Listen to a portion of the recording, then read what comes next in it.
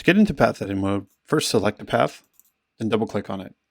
And what you'll see is that there's points, edges, and a path handle, as well as the drawing direction for the path. And the path handle indicates the first point in the path. You can select a point by clicking on it. You can select an edge by clicking on it. And you can select the path handle by clicking on it. You can select multiple points by pressing Shift and selecting. And you can do the same thing with edges. You can move a point by dragging it. And if you had multiple selected, you can move them at the same time. You can also move an edge. Or if you have multiple edges selected, you can move them all at the same time.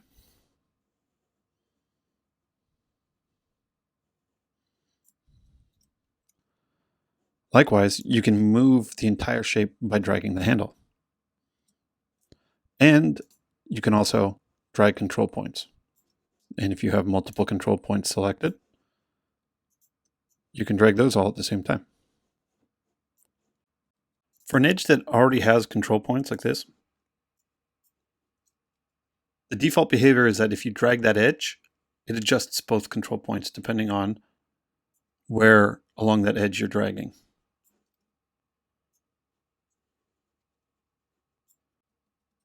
Select the path handle, and while you're dragging and holding Option, you can move the start point of the path to any other point along the shape. Pressing Option will allow you to add a point wherever your mouse hovers over the path. You can delete a point. You can delete a point by pressing the delete button while it's selected. And if you have multiple points selected, you can delete all of those at the same time. You can't actually add an edge, but adding a point will break an edge into two pieces. And you can delete an edge by selecting it and hitting the delete button. Then you notice that the path point will start at a new place. If you have two edges selected and you delete, it creates two subpaths for the same shape. If your shape has a subpath, is more than one subpath in it, you can actually just treat those as normal shapes.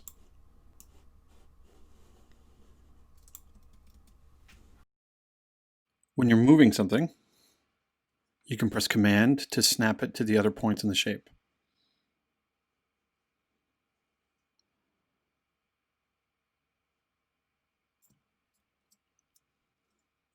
This works also with groups of points, and whichever point you start dragging from is the thing that will snap.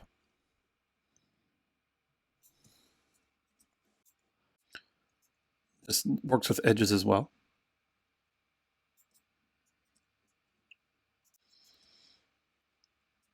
And groups of edges too.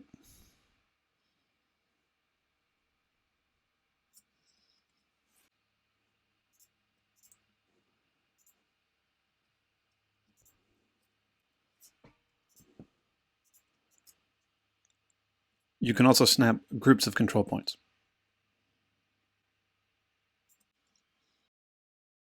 All right, let's add a point here and have a look at what happens when you press Option and double click on the handle. It changes the direction that that handle is going to draw. And you can see this most easily by double clicking to see where the path opens.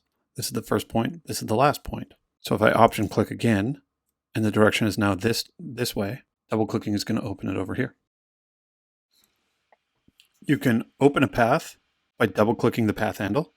And what that does is it makes a gap between the last point in the path and the start point of the path. Double clicking an open path will close it. You can change the corner radius of a point by Option dragging that point. And if there were multiple points selected, Option dragging will update all of them.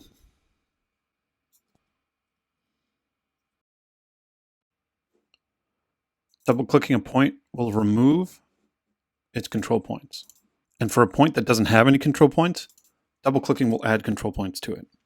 Double clicking a curved edge will remove its control points, and double clicking on a flat edge will add control points that you can edit. Let's say you have a point that has two control points like this. Double-clicking on one of those control points will delete that point, but not the other one.